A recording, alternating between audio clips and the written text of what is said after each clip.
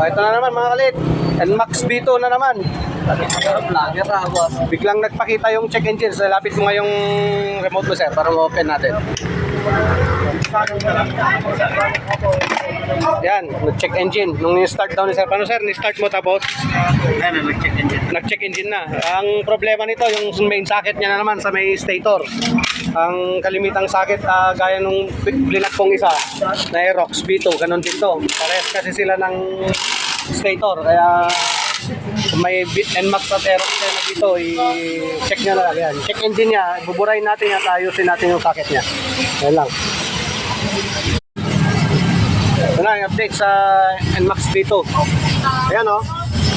Oh, ayan, sunog. Amoy barbecue na inuling. Ayan. Kaya yun, may idea na naman kayo. Ayan, ganyan kami dito. Nagbibigay kami ng mga idea para magkaroon kayo ng knowledge. Yan. Sir, shout out sa'yo, sir. Yan. Kayo may-ari ng NMAX dito. Kaya laking pasasalamat niya. Dito niya dinala. At alam na agad yung sakit niya. Yan. Okay. Ayan o, wala na. Ginawa na natin. Ayun. Nakatago na. Hindi ko na pwedeng pakopya sa inyo lahat. Yan. Idea lang yung binibigay natin. Yan o, wala nang check engine yan. Tayo mga kalit. Yan. Sir, thank you.